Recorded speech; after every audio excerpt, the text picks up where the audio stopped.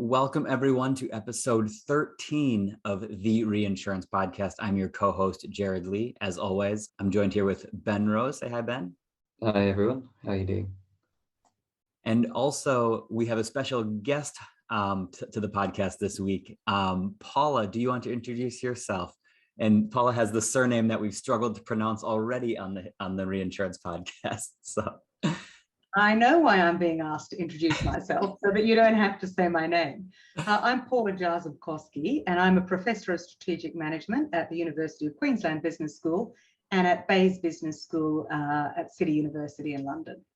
Thanks, Paula. And wonderful to have you on the show. As you know, we've been talking in previous episodes about your work, and in particular, here we are, prop of the week, this book here, the Making a Market for Acts of God. But not just that, actually, but lots of the strategy work you do specifically focused on the reinsurance industry in general. And that makes the three of us on this call a very excitable bunch of reinsurance nerds, which find themselves at home on this podcast. I love to see a bit of product placement. Thanks very much for showing the book. It was a piece of work we were really proud of, my team and I, which is Rebecca Bednarek and at the University of Wellington, and Paul Spee also at the University of Queensland.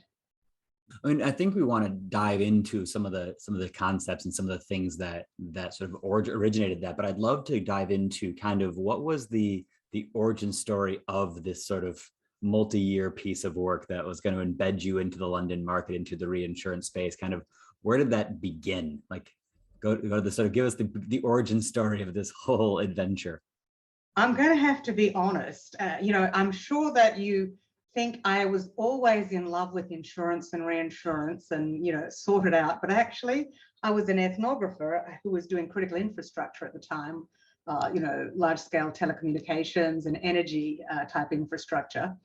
And but I am an ethnographer, which means that I study the tribes and how they make meaning of what they do. And an ad came round sort of like on our email system for a grant you could apply for. And in the subject line, it said ethnography and it said Bermuda and reinsurance. And I thought, ooh, finance, I think that is. And they don't normally do ethnography. Plus Bermuda, I could do an ethnography in a bikini. As I quickly got to know, Bermuda isn't quite the Bahamas, but nonetheless, I did apply. When I looked actually at the scope of the project, it was amazing. It could have been made for me in terms of the work that I did. So I applied, and initially it was just to compare Bermuda and Lloyd's of London as different tribes, with the idea that one was doing more electronic trading and one was doing face-to-face trading. So we started doing that. We had a great advisory team, which was sort of made up of people in both the London, the Lloyd's market, but also some in Bermuda. And we, for a year, spent a whole year in three of us in Lloyd's of London and in Bermuda, going back and forth, sitting beside underwriters. Was a real sort of baptism of fire, because that is a new language. Top and drop and things like this. We're thinking, what are these? But also Lloyd's was great and gave us a former retired underwriter to meet with us once every 2 weeks, and then later once a month to just talk the language. And pretty soon that turned into meeting him at a bar. So that was a really Lloyd's experience. And then as we got going, I think that both we and also the sponsors of the project, which was the Insurance Intellectual Capital Initiative. Now, you may not have been thought that insurance has intellectual capital, but it does. And I think I was it in that sense. But they also got very enthusiastic, and we realized that really it wasn't about Lloyd's in Bermuda. I mean, globally, these deals are being written. And really also it wasn't really about face-to-face or electronic. It was about what kinds of deals and their complexity need to be written in different ways. And indeed, I think the pandemic has shown us that some of the issues of face-to-face are really about people enjoy those relationships more so than they're absolutely critical to writing certain types of risk. So we then moved it to the next 2 years of that were looking at Asia Pacific and looking at Europe and bringing together this whole global market. It was remarkable. It was an amazing experience. It was all done on a shoestring, but with a lot of goodwill from the industry in terms of they let us in and they let us sit beside them, and they're competitors. And we knew what different people were doing on the same deal. So we had to be super scrupulous in our own dealing and our confidentiality, which we were. And we got a lot of trust, and we learned a lot about an industry that I think plays a very important role for society.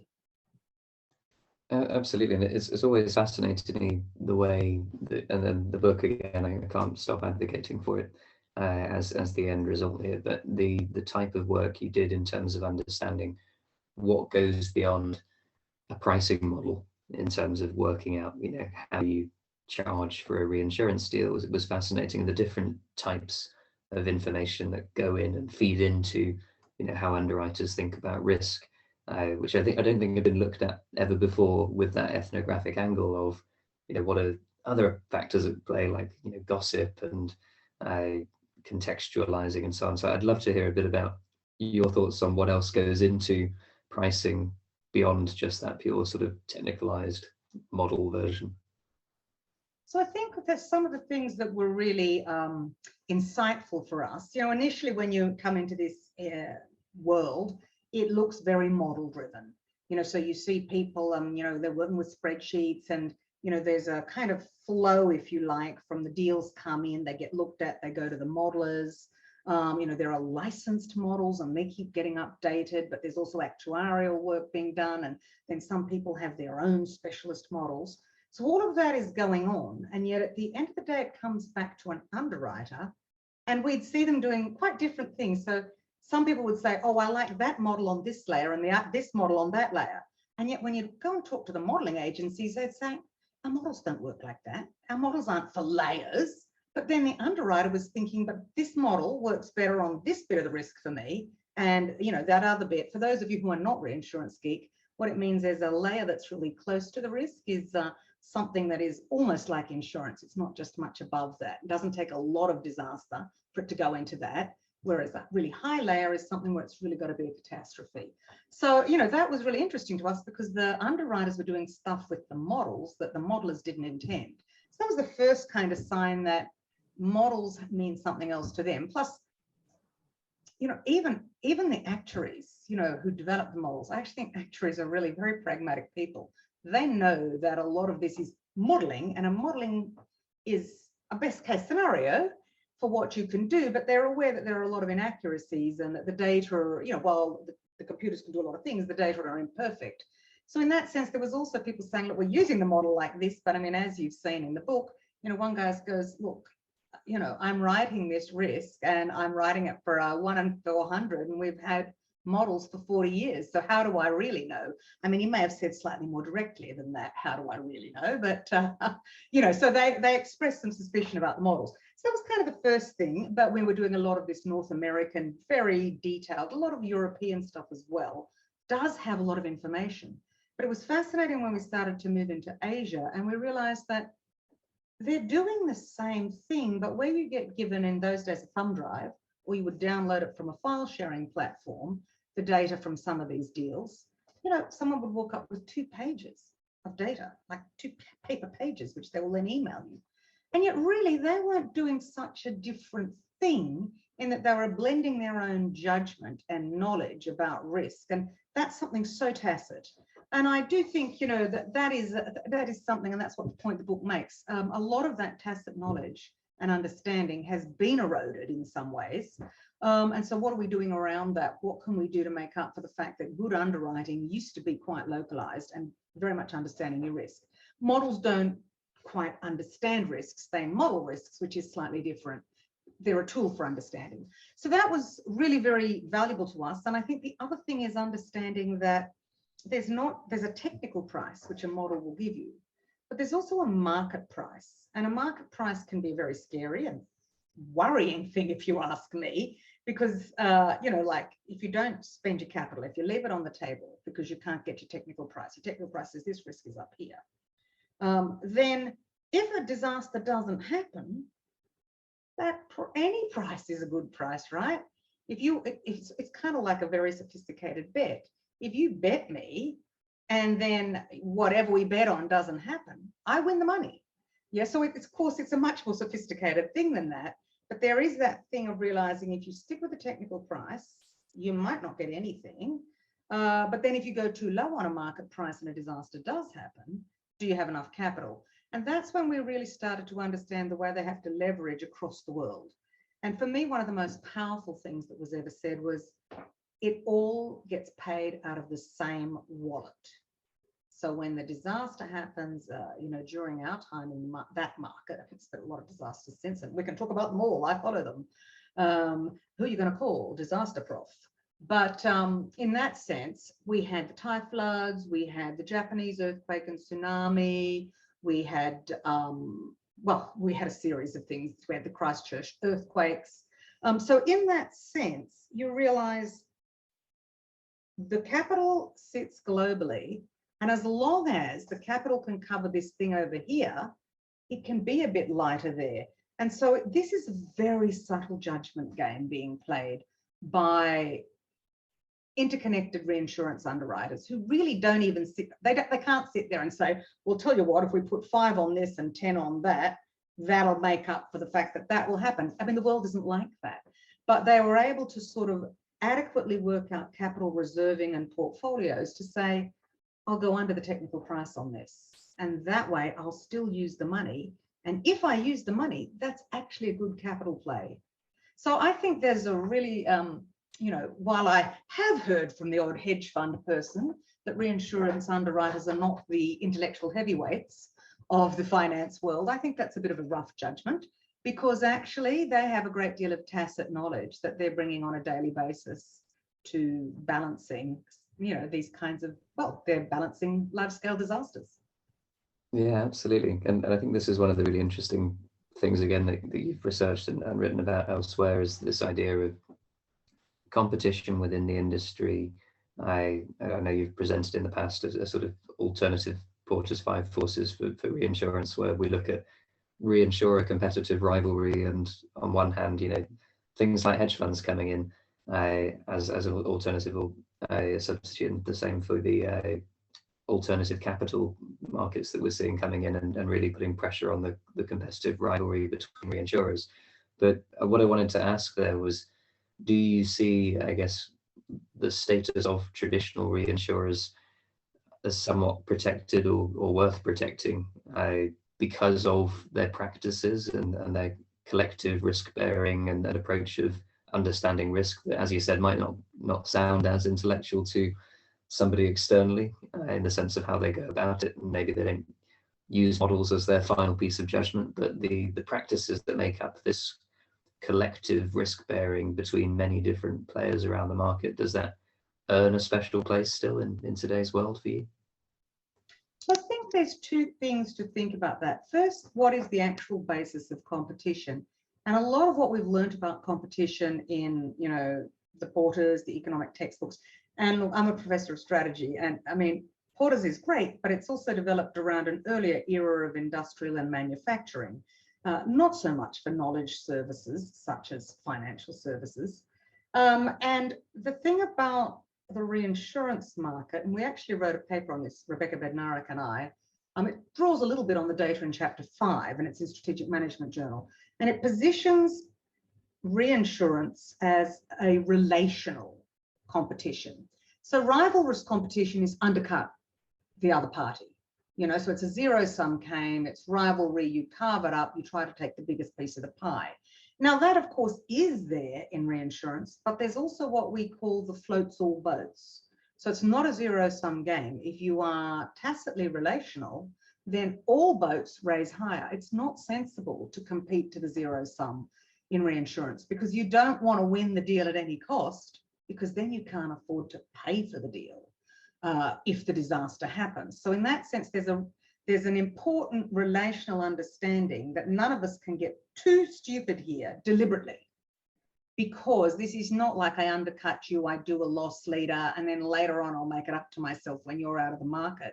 Because if I do a loss leader and there is literally a loss, I will lead the loss. You know, so in that sense, I think it's a really important lesson in relational competing. And there wasn't a lot of, very little empirical work on that. So we've really been able to show a different form of competition, which is rivalrous, but it's rivalrous within a set of boundaries in which we mustn't sink the boat. We must try to float all the boats.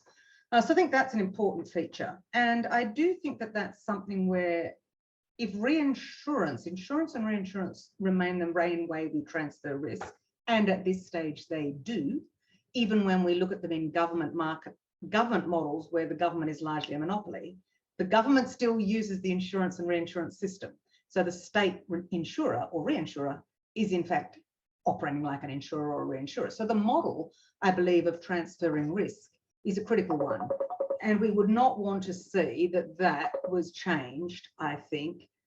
What you'd want to see is if we bring in these other, and we do these other forms of products and structures, that they bolt in within that tacit understanding that we're here to float the boats and pay the losses, not just here to make a financial gain. It is possible to make a financial gain any year you don't have a disaster, but actually we don't want that to be the mindset only. It's also a promissory note. It has to be done in a responsible way because actually it's your house, your pension, it's homes. If you think about it, I think this is a really important thing. Insurance is sometimes seen as a dirty word, and it really shouldn't be, because if you think that your home, and it is proven that the home is the biggest source of wealth for ordinary people, not oligarchs. It's the biggest source of wealth for ordinary people. It pays for retirement and so forth. So homeowner wealth and assets are critical to avoiding poverty in old age. We know this. And so if your home can't be adequately protected by insurance and reinsurance, premiums become unaffordable or whatever, then ultimately you can't get loans, you can't manage your greatest wealth asset, and that's destructive to society. So I think we need to understand insurance and reinsurance and the job it does. It has to be maintained and it has to be robust. Yeah, and I think it even goes a step further. It allows economies to take risks, like if the infrastructure provides that safety net, it does more than just rebuilding. It allows the sort of risk-taking sort of process to take place in its whole. But I think you've touched on a few really interesting points. When we think about where the industry might go, we oftentimes are trying to figure out like what's analogous to the future of reinsurance. Is it going to look like banking? Is it going to look like, and they introduce all these different categories. But it's really interesting because you've talked about, despite the introductions and improvements of models, like it's still a relatively rough art. Again, as you said, you could deploy different models into different components. It's still very relational heavy or relationally driven. And then the competitive framework, again, isn't like other industries where you can sort of, if I win you as a client, you're my client now, or et cetera. And the cost of goods sold isn't really known in the way it might be in a manufacturing process. So I think when we think about the future of the space, trying to get a sense of what is that very reinsurance-y, but it will be a bespoke future for us. Like, what are the things that will change and move forward? But I'd love to get your thoughts as to where you think the industry goes in the next 10 or 15 years. So do you want me to give you the Armageddon scenario and the Optimus scenario? Because it could go two ways, and how quickly it goes depends on a couple of things, one of which is climate change. The IPCC just released its report in the last, I think, 24 or 48 hours. And it would appear that we are sort of rushing down the climate change route much quicker, certainly very quickly. So let me give you two scenarios. But if we accept that that is a given, that thing is accelerating, and that what that thing will do is increase the frequency and severity of disasters. Now, that is a blanket statement. It's a bit more nuanced than that because, for example, my understanding is it may not increase the frequency of certain disasters, but it will increase their intensity when they occur. But just, to give us a base case, frequency and severity get worse. Insurance is good at severity as long as it's infrequent. If it's frequent and severe, then we have a problem. Now, reinsurance steps in for a certain amount of that, because if it's severe and frequent within one country, but it can be diversified across the world, then reinsurance can help to take the frequency and some of the severity. Well, it can take the severity and some of the frequency, is what I actually mean to say.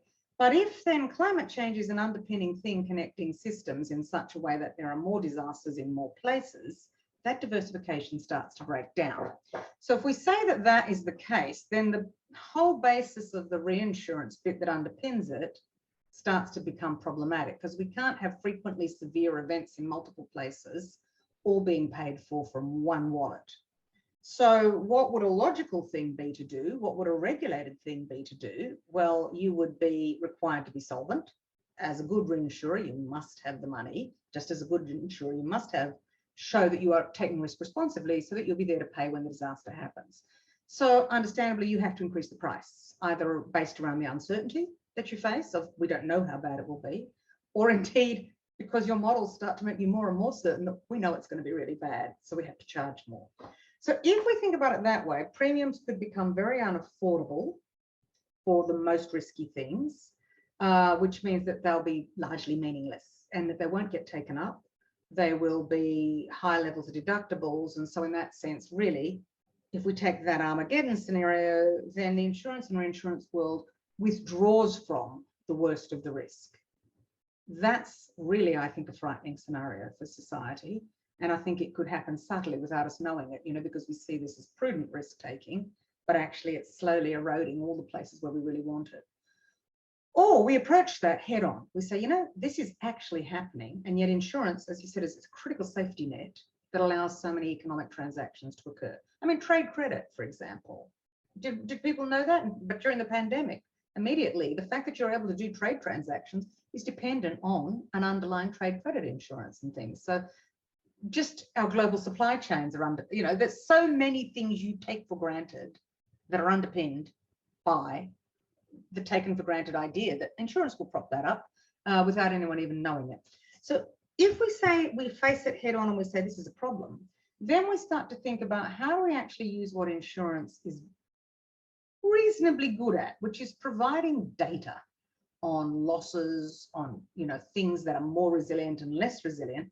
How do we plug that into the disaster management system and the disaster management cycle so that we're understanding these things got damaged, insurance should be used to build them with an eye to a resilient future.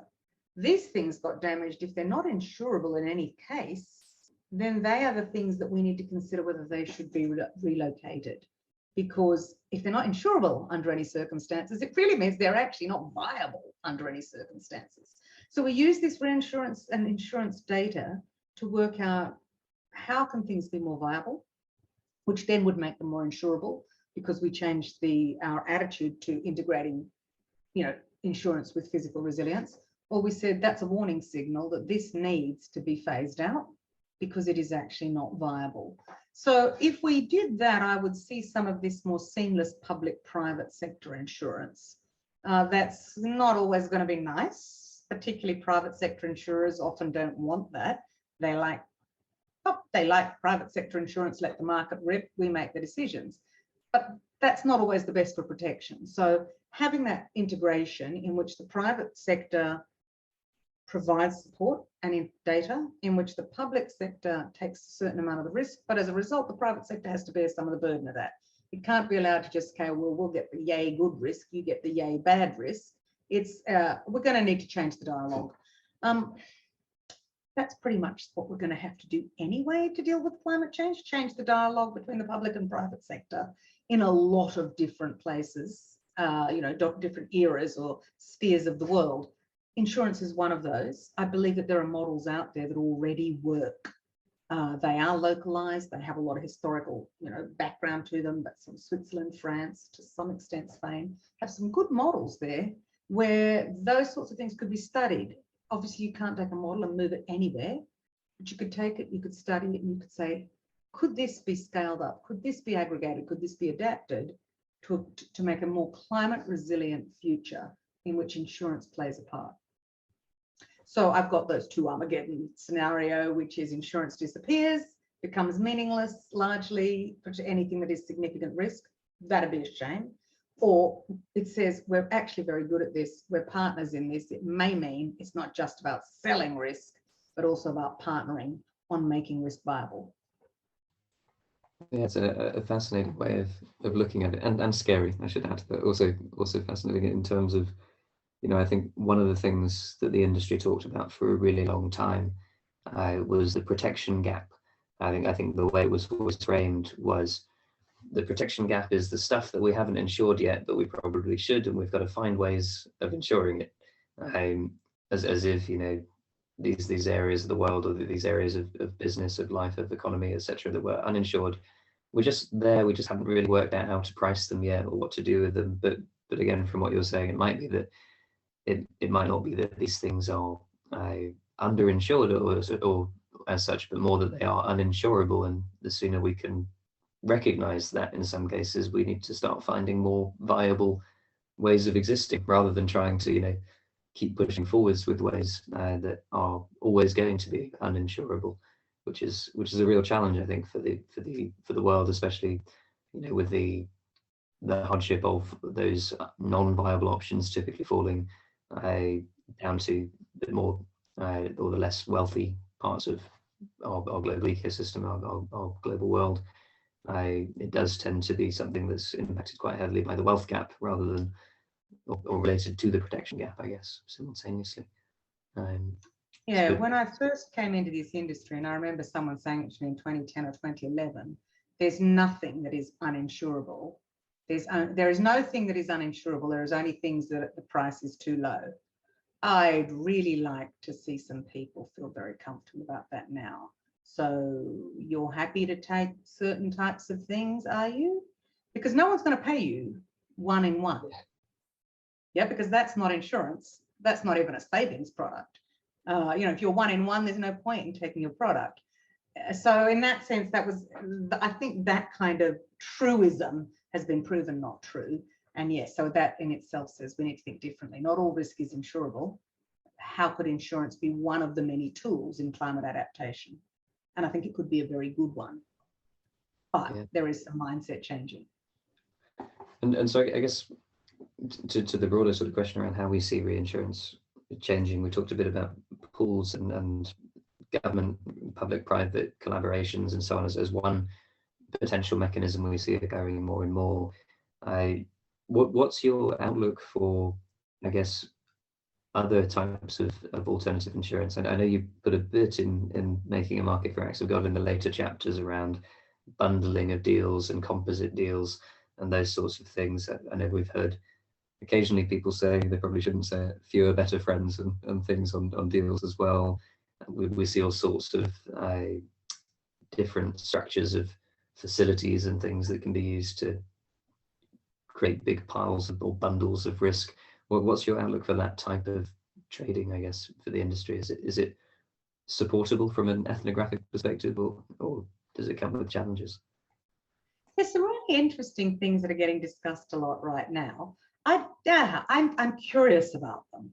So there's this notion, and I think pandemic has really brought this forward, of systemic risks that are actually not insurable by themselves. Yes, the pandemic is not insurable because it's not diversifiable, et cetera, et cetera. It's all, it's synchronous. It's all happening at the same time all around the world, and it affects multiple lines of business. So you can't diversify away from it, so you can't insure it. But could insurance play a part in that? Because there are other systemic risks potentially. So one of the things I think is intriguing is there's sort of different pieces of work being done. Lloyd's of London has its future set. I know that, at Pool Re, they've looked at the sort of notion of could you have a multi-peril or a sort of catastrophic, a system re, so to speak, sort of thing. I think this has come up in a few places while the pandemic was on, discussing could you have something that hit a level of disaster and you don't know what the trigger precisely is. So rather than the way insurance normally works is you define the trigger precisely. And then if that trigger happens, that money was put aside to do that.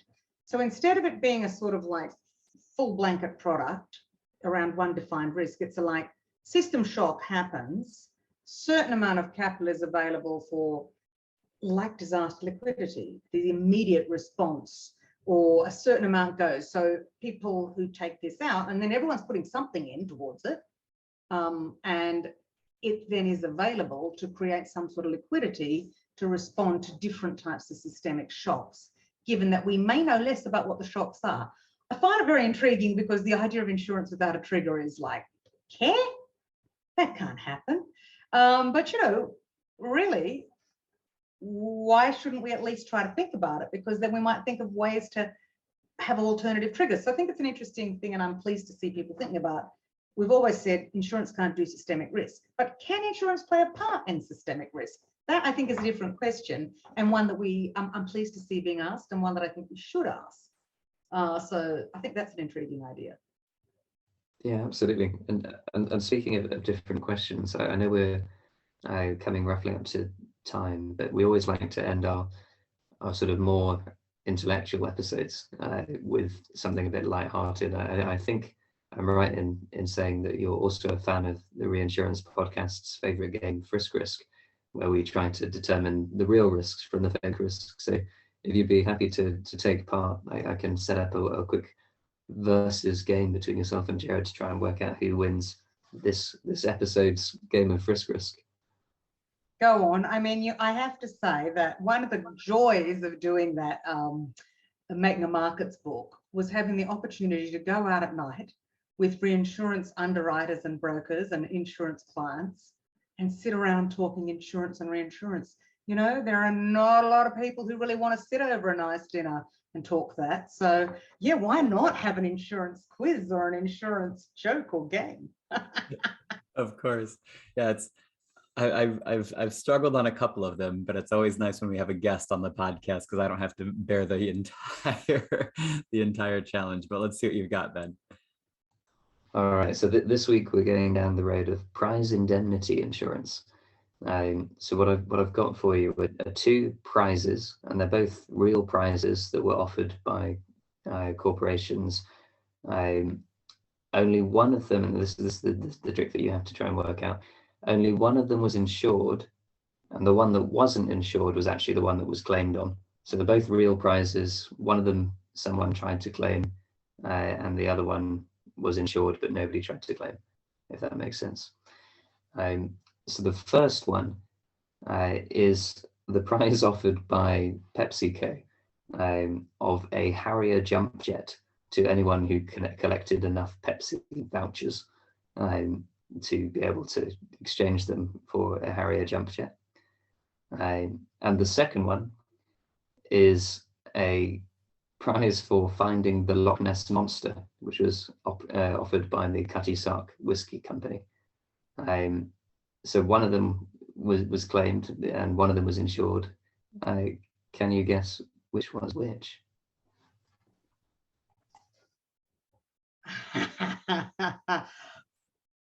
All right, so I'm not going to go with the rational answer. I'm going to go with the history in marine. Okay, so the idea that it was Cutty Sark. The formerly strong approach to drinking alcohol in the insurance and reinsurance markets. And so I'm going to go for the Cutty Sark Loch Ness monster. As your insured one to check, and then. Yeah, that's the insured one. So the other one must have been not insured but claimed on. Yeah, I think I'm gonna go with the same approach. I didn't know at all about this Cutty Sark one, but I remember, because I grew up in the US, I remember the sort of lawsuit because someone had tried to claim they'd somehow gathered like this 10 million Pepsi points from like a scheme of some sort. And they're like, hello, I'm ready for my jet now. And Pepsi had to scramble to be like, oh, I think we don't have a jet for you. It's like a PR started thing. So I think that story is right, but I could be wrong.